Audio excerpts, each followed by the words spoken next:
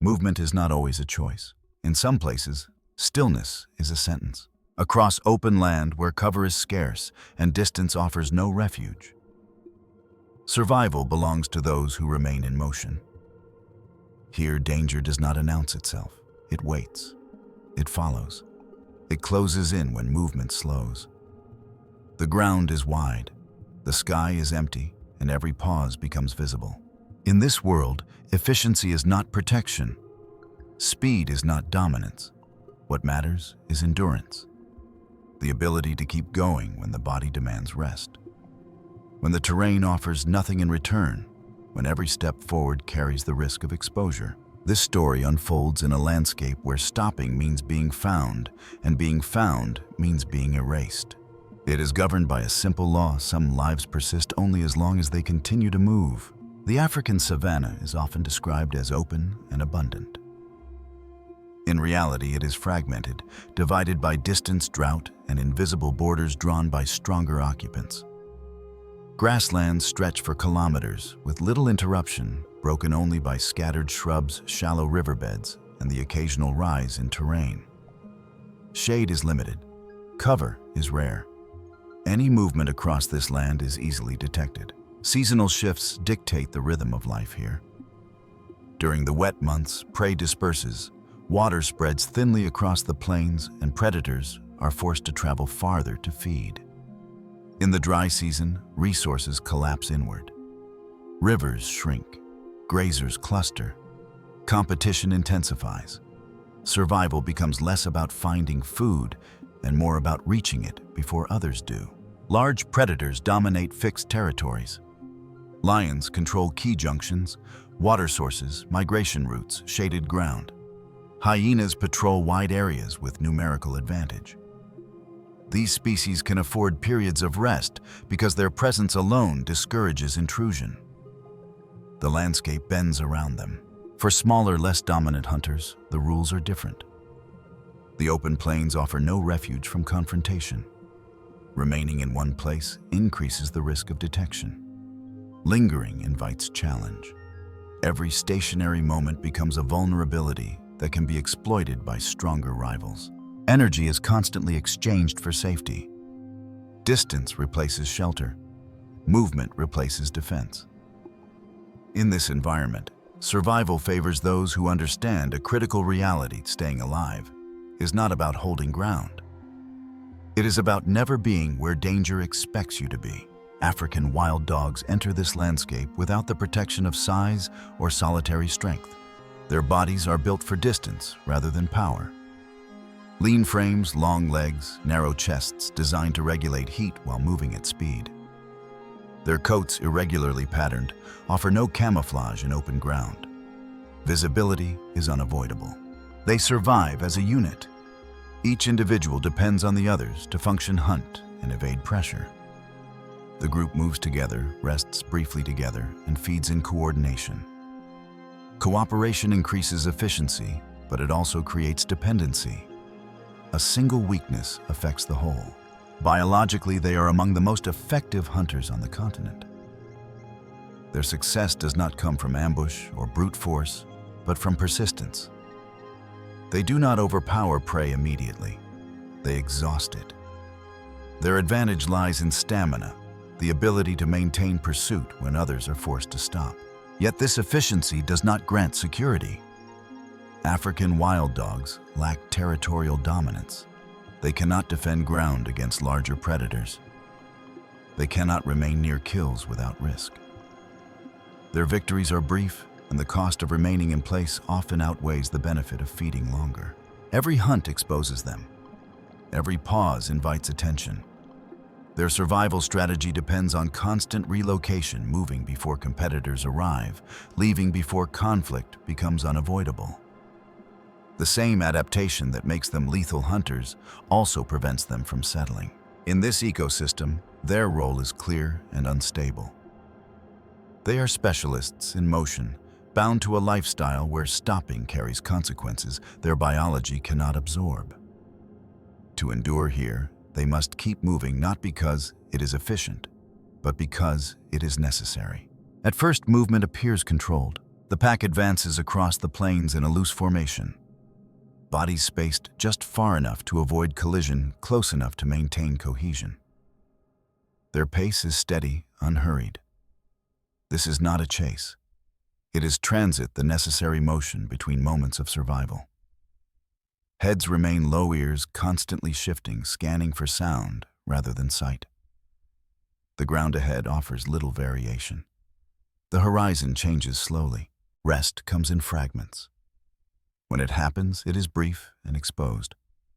The pack settles where it stands, often in shallow depressions or sparse grass that provides minimal relief from the sun. No individual lies down fully for long. Muscles remain partially engaged. Eyes stay open. The pause is measured in minutes, not hours. Feeding follows the same pattern. When a hunt succeeds, consumption is rapid. There is no lingering over a kill, no extended guarding.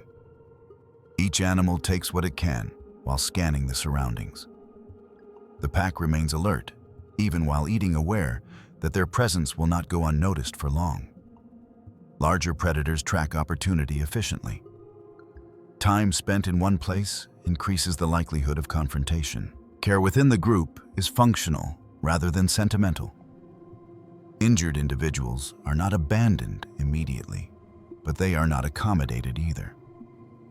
The pace adjusts only slightly, just enough to keep cohesion intact. The system tolerates minor weakness, but only temporarily. The margin for error is narrow. This rhythm repeats day after day.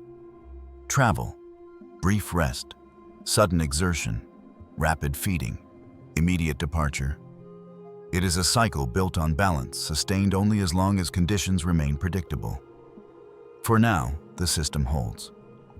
The pack moves with purpose, conserving energy where possible, relying on familiarity with the land and each other. But even within this apparent normalcy, strain accumulates. Distance compounds fatigue. Heat lingers longer each day. The intervals between successful hunts lengthen. Nothing has gone wrong yet, but the stability is fragile, dependent on conditions that are already beginning to shift. The change does not arrive suddenly. It unfolds gradually, almost imperceptibly, carried by distance rather than force. Water sources grow farther apart. Shallow pans that once held moisture now dry within hours of sunrise. The grass thins unevenly, forcing prey to spread out in smaller, more cautious groups. What was once a predictable landscape begins to fragment, and with it the efficiency of movement that the pack depends on. Journeys lengthen. The distance between rest points increases not by choice, but by necessity. Each hunt now requires more ground to be covered before it can begin. The pack adjusts instinctively, stretching their daily range, sacrificing recovery for reach. Muscles warm and cool too frequently. Fatigue no longer fades completely during short pauses. Heat becomes an active pressure. Midday temperatures linger longer into the afternoon, reducing the margin for sustained pursuit.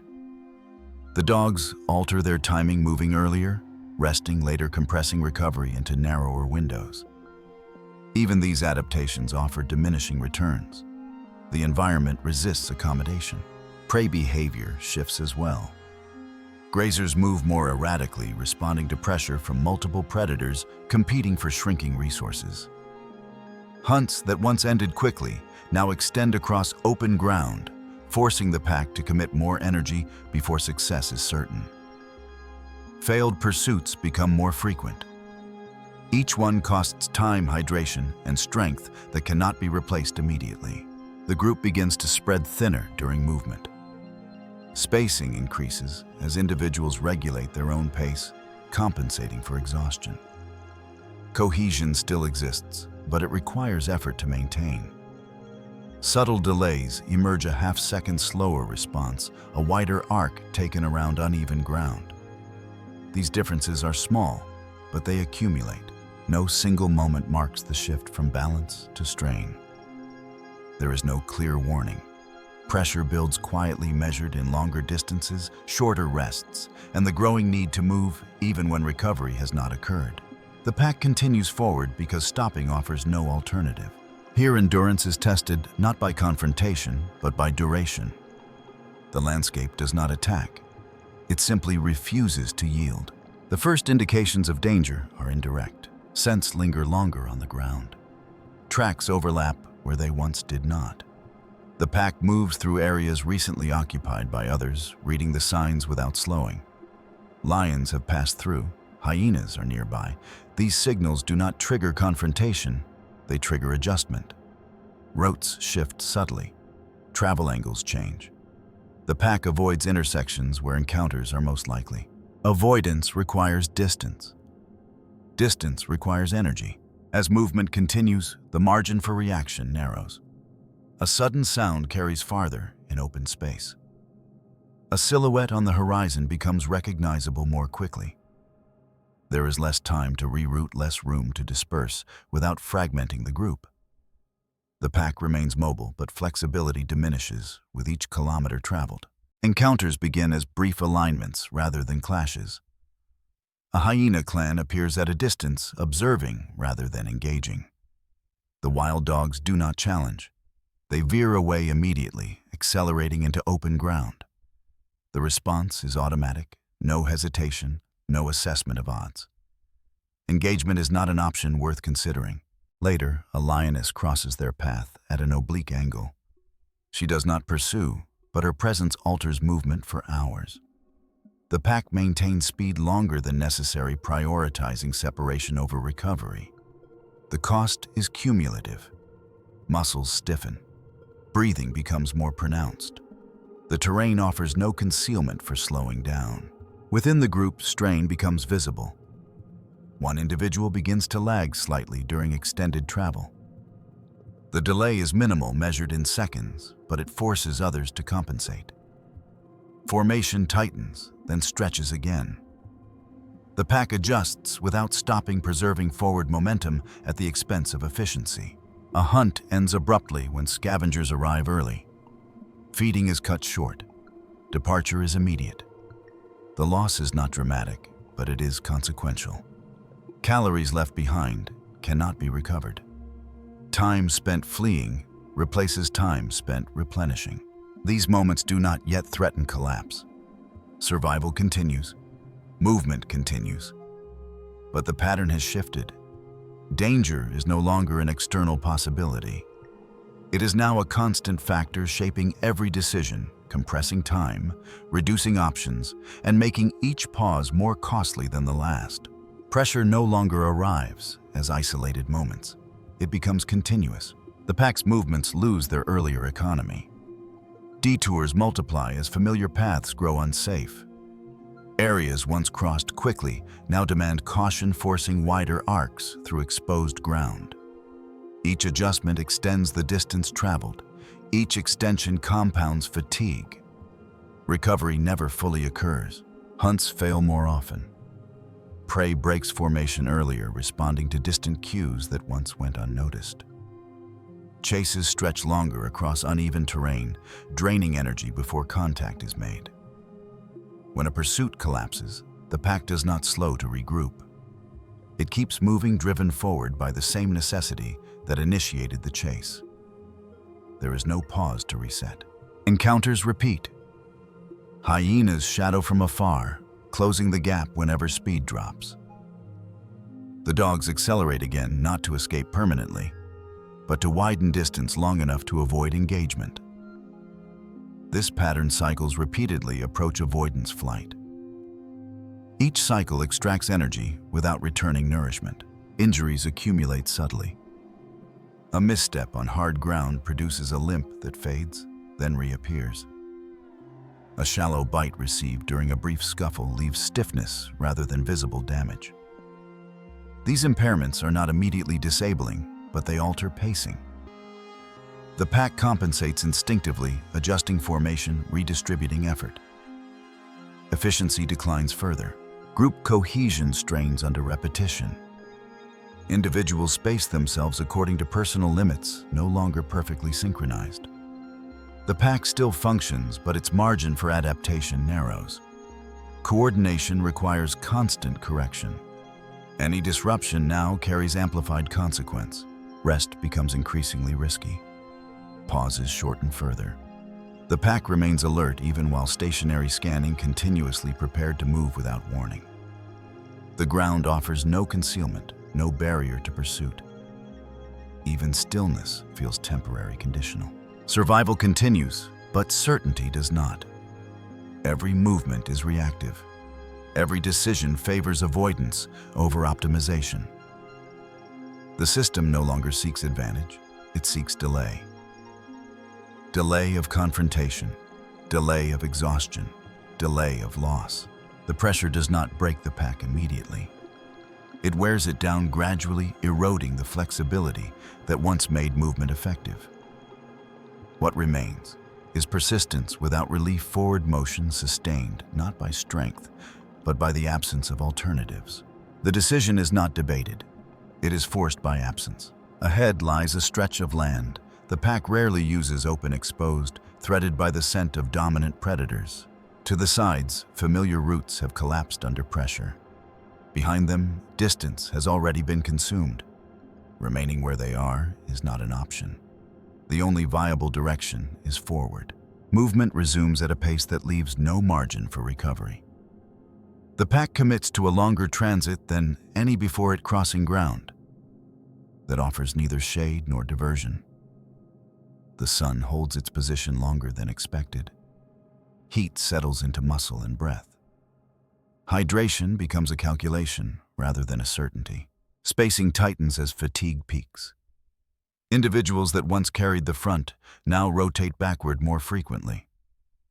The formation reshuffles without stopping, a silent negotiation between endurance and collapse. One animal falls a step behind, then recovers, then falls again. The pattern repeats.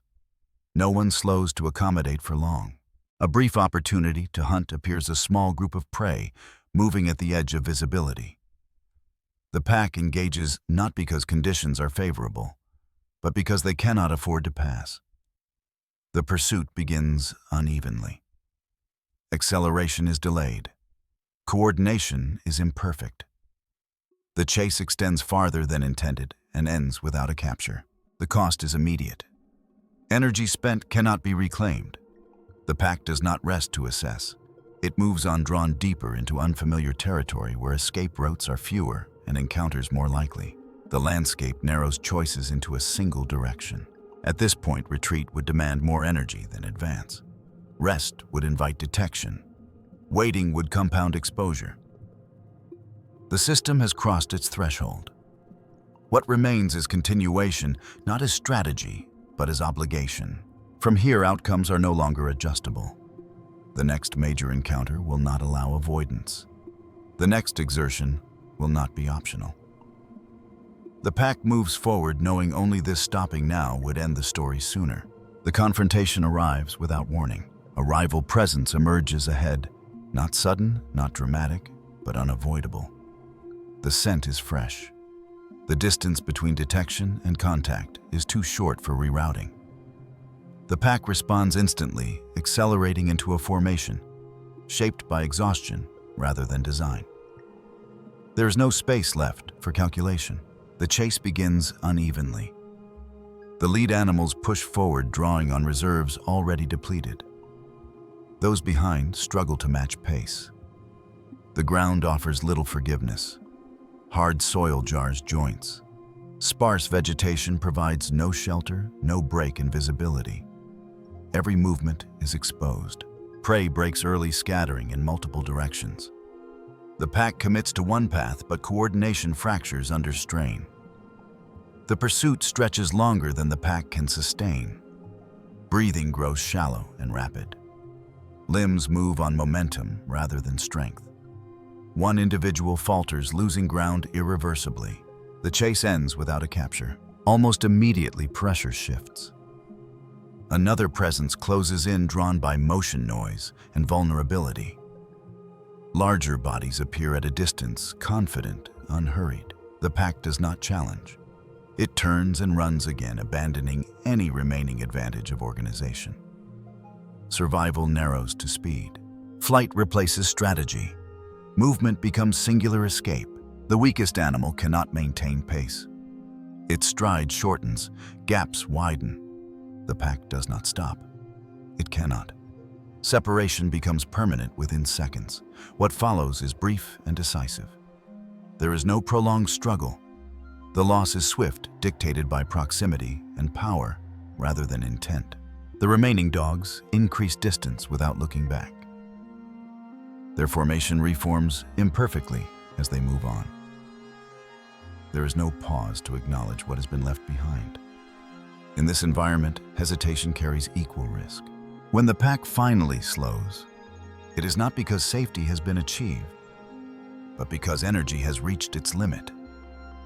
They rest briefly, standing, scanning, ready to move again at the first sign of approach. The group is smaller now. Efficiency has been reduced. Endurance has been tested and reshaped. Survival has been secured but not preserved intact. The outcome reflects the rule governing this landscape. Continuation is possible, but it is never without cost. What remains is not victory, it is persistence. The landscape does not register loss. Wind moves through the grass as it did before.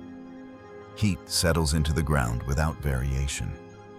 Other animals cross the same paths, unaware of what has occurred.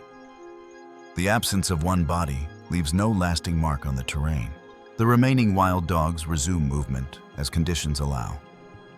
Their spacing is altered. Their pace is marginally slower.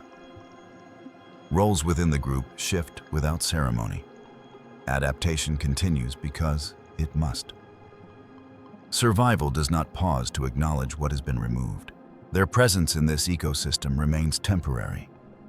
They will not hold ground. They will not establish permanence.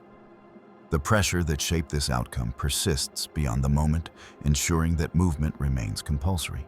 In this system, efficiency creates opportunity, not safety.